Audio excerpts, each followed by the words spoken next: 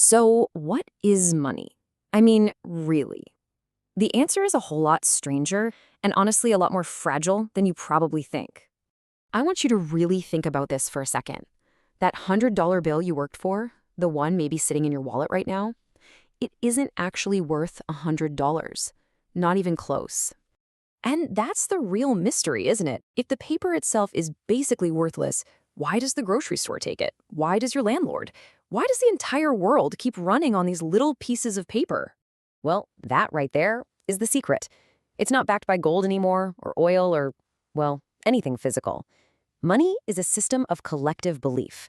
It's a shared story that we all just agreed to tell each other. And today, we're going to pull back the curtain on that story. Okay, so let's start with the money itself. Because to really get a grip on this system, you have to understand the exact moment when everything changed. You see, for decades, the US dollar was basically a claim check for a physical asset, gold. You could, in theory, trade your dollars for a chunk of the shiny stuff. Then, almost overnight, that all stopped. On August 15th, 1971, President Nixon went on TV and completely severed the dollar's link to gold. Just like that, the dollar became a receipt for, well, for nothing. Just a promise from the government. And the craziest part? The world just kind of shrugged and kept going. And this created the system that now runs every single major world economy: fiat currency. Fiat is Latin for let it be done. It's literally money because the government says it's money, period. Its entire worth comes from our collective faith in the stability and promise of that government. Okay, so this whole idea, this principle of belief, it doesn't just stop with the paper in your pocket. It goes all the way to the bank that holds it. Because your bank, it's operating on the exact same fragile premise.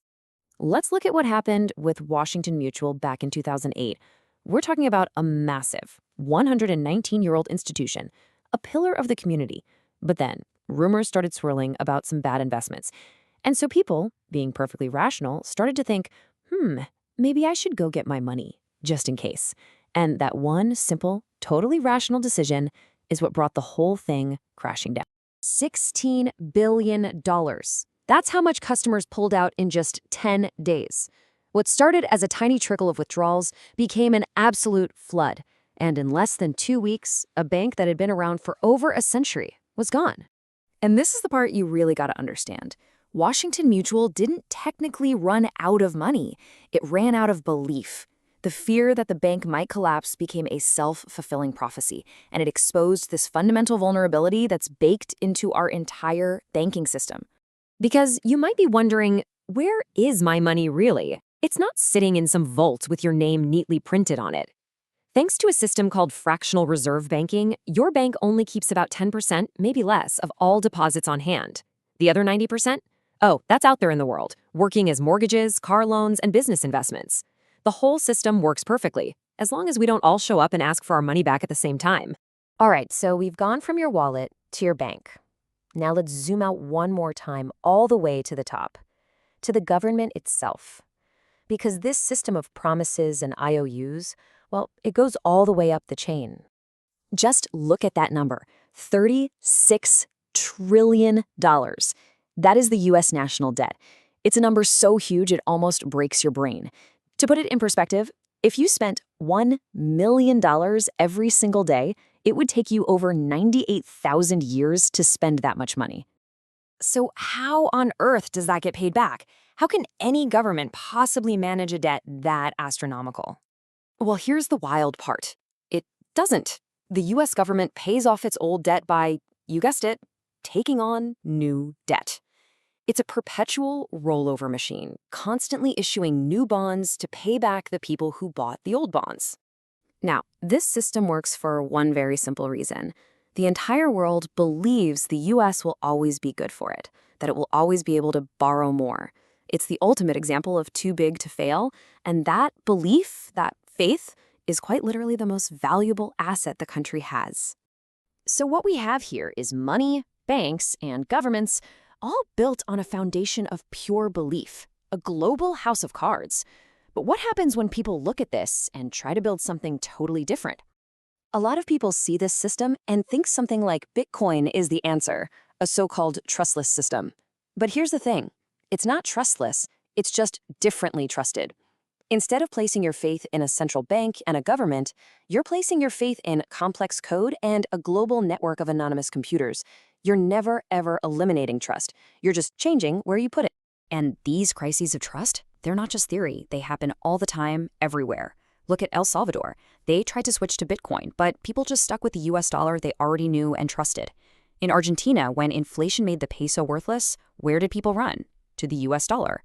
And it happens right here too. Silicon Valley Bank went from a thriving institution to completely gone in 48 hours, all because belief just evaporated overnight. And that brings us to the ultimate paradox, the real catch-22 of modern finance. When these crises of faith happen, what's the go-to solution? Governments and central banks create trillions of dollars out of thin air to prop the system up. They solve a crisis of belief by taking an action that in the long run quietly erodes that very same belief. It's not a fix, it's just kicking the can down the road. So, this all leads to the big one, the final, terrifying question. What happens when we run out of road? What happens when a critical mass of people simply stops believing? This isn't some academic exercise. It has happened before. In 1923, Germany's currency didn't just fall, it completely collapsed. A loaf of bread cost 200 billion marks. People were literally using wheelbarrows full of cash just to buy groceries. Kids were using stacks of money as building blocks. This wasn't just an economic downturn, it was the total disintegration of a society, all because belief in the currency vanished. An entire generation's savings, hopes, and futures just gone, turned into worthless paper. Because when you strip everything else away, that's what we're really talking about. It's not spreadsheets or fancy economic models. We believe in the dollar today because our parents did and their parents did before them. It's a kind of generational momentum, a story that gets passed down. And when that momentum finally stops, no model in the world is going to save it. In the end, the entire global financial system isn't built on gold or math or logic. It's built on a shared active imagination. And the question we are all living inside of, whether we realize it or not, is simply this: how long can we all keep imagining it together?